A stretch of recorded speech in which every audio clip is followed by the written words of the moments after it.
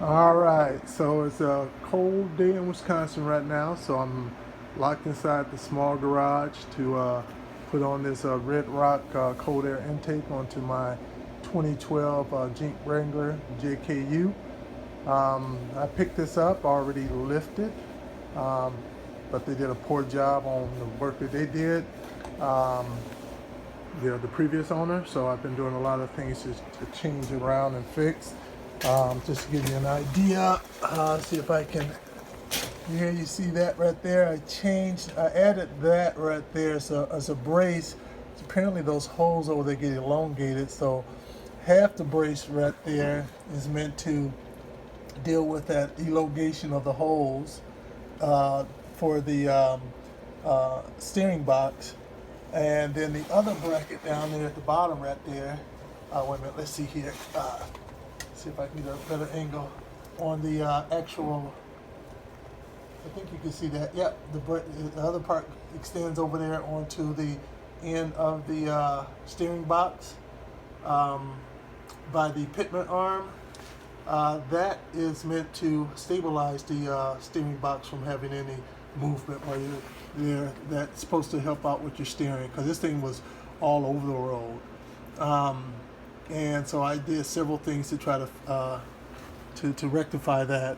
Even driving down the street slowly, it would rock left and right like you're in a damn tugboat or something.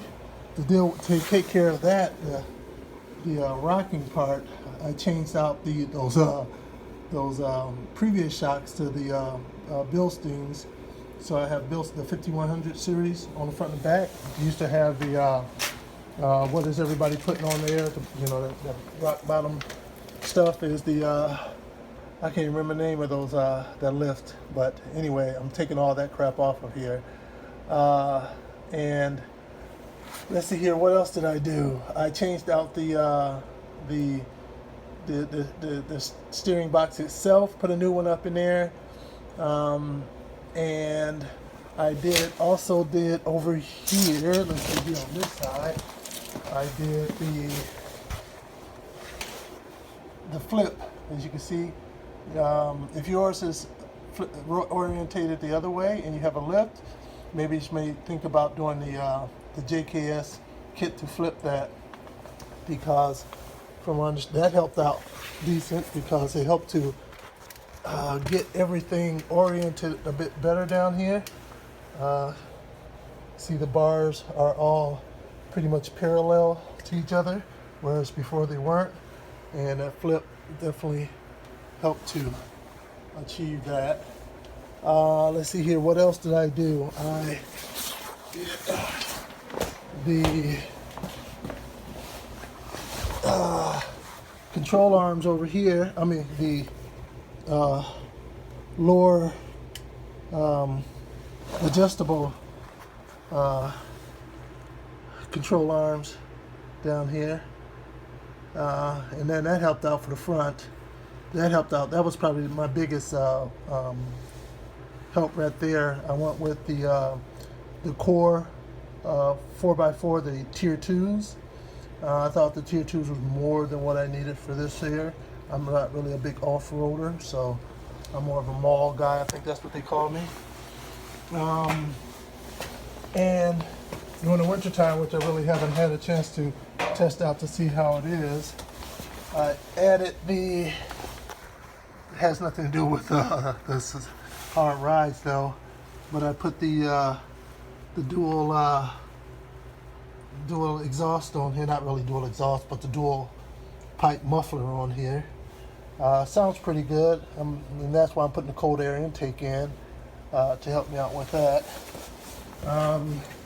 Inside over here, what I recently just did,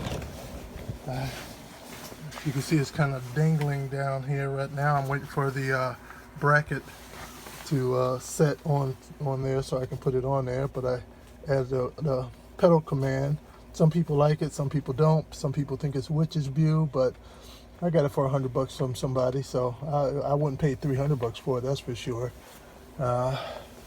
So I did that up in here. Oh, and this is what my wife got me, so I can get all I got it all hooked up, but now I just got to hook all the lights up to it. So it's hooked up, has power to it and everything. It's a 6 switches, and so it's pretty nice. I'm looking forward to doing that this summer when it's nice weather out here. But back to why we are here is for the cold air intake. Let's see here. I'm going to open this up here and we'll get all set up. All right. Yeah, when I first picked her up, if I was to, I wouldn't go over 40 miles an hour on this freeway, on this thing.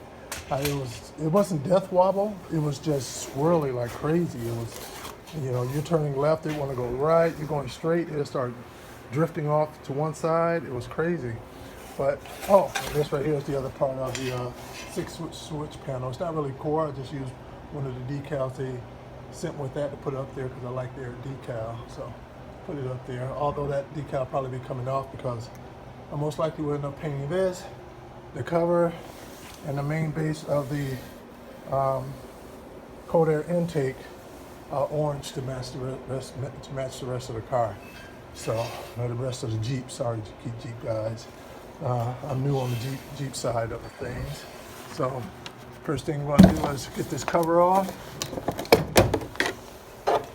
And one other thing I'm going to be doing on here too, besides for the cold air intake, of course, is, which I don't think really is going to add anything to it, but I got it for free, so it's a spacer. So I'm gonna throw it on in there. In the end, I'm gonna paint that one orange too, just for the look, not for expecting anything out of it in the end when I paint it orange. But I read up enough about people who've actually put this on to know that you're kind of just wasting your money if you end up actually buying one of these and putting it on. So let's get started on this. Get it set up here. I just finished one YouTube for my wife's car, putting a part on hers. So now I get a chance to do a little work on mine over here. And I just got to get everything set up and then we'll be able to get started. Just getting the tripod set up for this right now.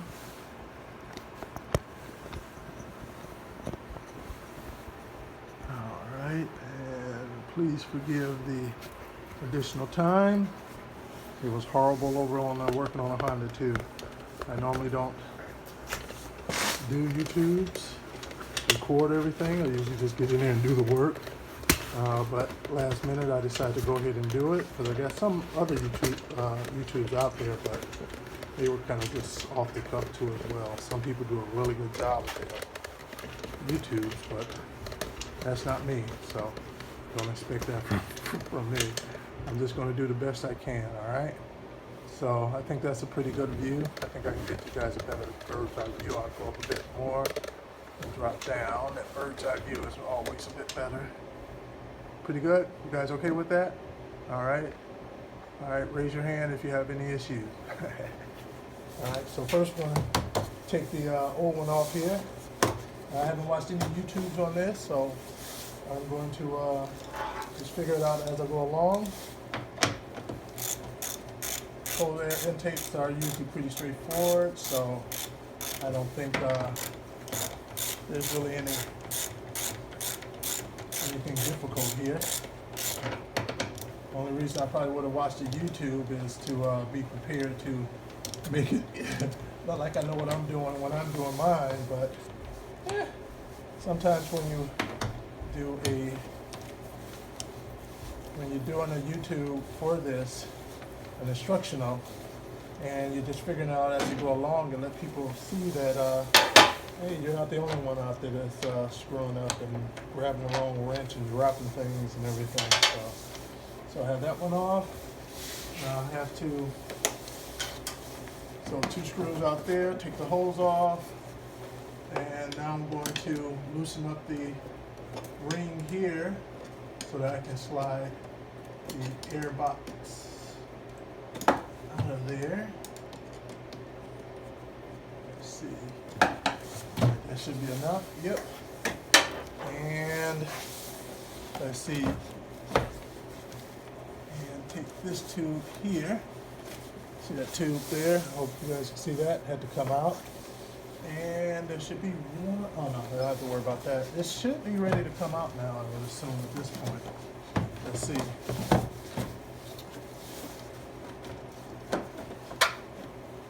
Always try to take things slow because there is one plug down here. Let's get that.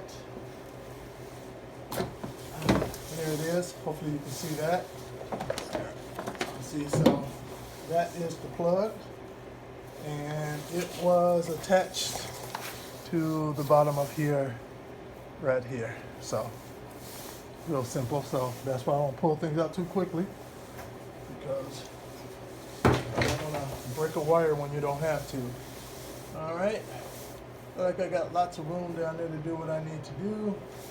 I actually purchased this cold air intake off of somebody today who didn't want it in theirs. They bought theirs, it was in there, and really didn't have, maybe had like 2 miles on it at most. This thing's basically brand new. So I paid 75 bucks for it, and I believe they go for 180 bucks, so I don't mind that at all. And I'm glad I held off, because I was about to go buy one, and I would have probably spent, you know, 200-300 bucks on one when I got a new one for 75 bucks. And it's not one of those little cheap ones that you find on eBay too, so that's even better. I don't think it's the best one on the market. It's not like it's K&N or something like that, but it'll work for me. All right. So I have a few bolts and things, so I have to figure out where everything goes. These are just some tie downs right there, so those really don't say too much. But there's these two right here, and there's two that they already had sitting up in here. I think one right there, and I thought there was another one someplace. I guess I was wrong, so it was just 2 of them. So it depends on where they go. So it's going to be oriented in there like that. So that kind of helps me to know most likely where these should go. Looks like I will need most likely this one and this one here. And I was suspecting, I'll bring the camera around just to make sure you guys can see that. So as I'm looking in here, I'm suspecting it needs to go where this will be at. And the other one, I'm able to, here, let me take the camera off the tripod to help out, to you guys to see that. And some light would help out too. Get my light.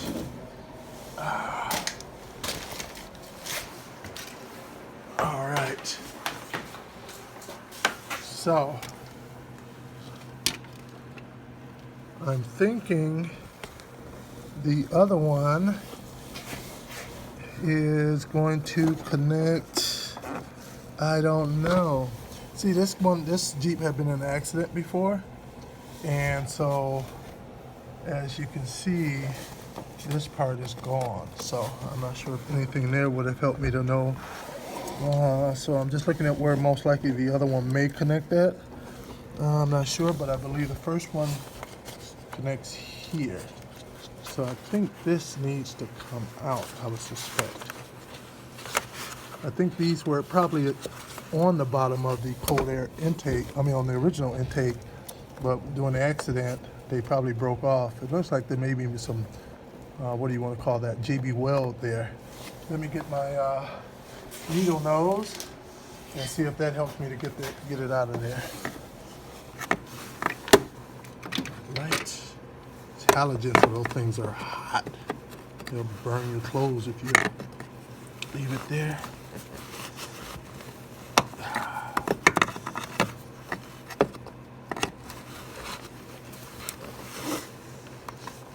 There we go. All right. So I don't know if that needed to come out, But if not, I'll be able to just put it right back in there. Let's see here. So if this goes in there like that,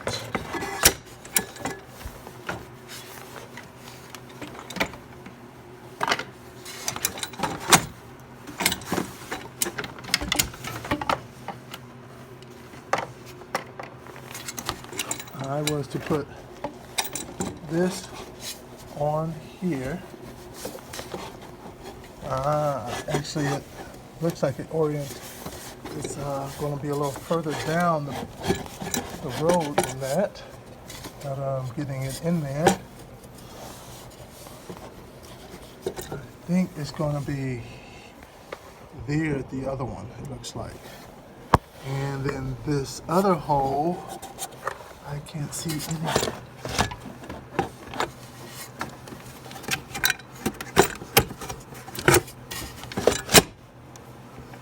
Let's see here. I think it will be like that. I think it should go down further up in there though.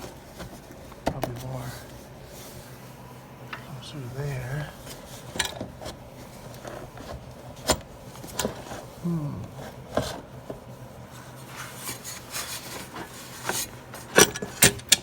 So I would think the box would probably go here and here. You can see those two line up with those right there. Yeah. So I think it's a pretty good guess to say that that's where it goes, in those two holes right there. Now the question is, how do they go in there? Let me try taking the other one out and see what that hole looks like underneath.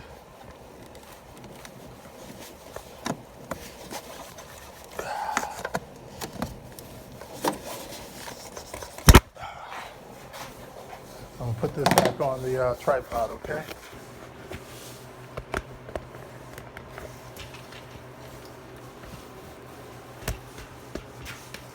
And so now I'm going to just muscle it a little bit and see if I can get it out of there.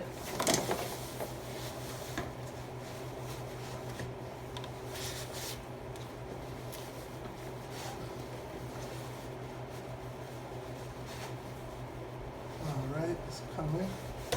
Here we go. So I got it out of there. And I think, I'm wondering if the rubber part stays in there, but this hard plastic part was supposed to come out and stays on the air box. I think so.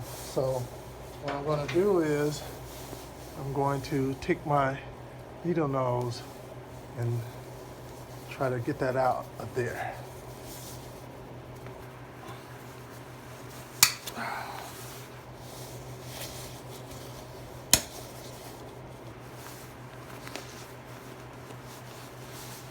Think about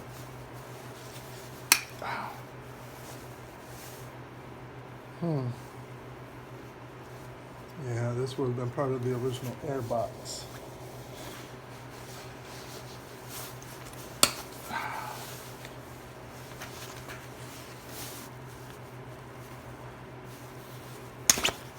Maybe I can pull it from this end.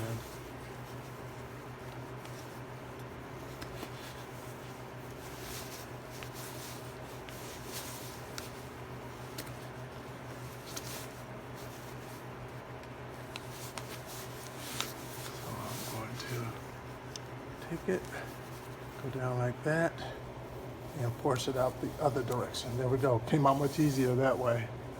All right. So my assumption is that these become the legs that will go down in there. Maybe even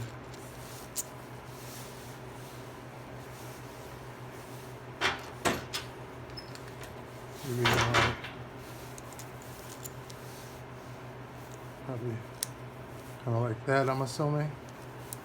Nope, that came out like that. So I would say maybe more like that, I would assume.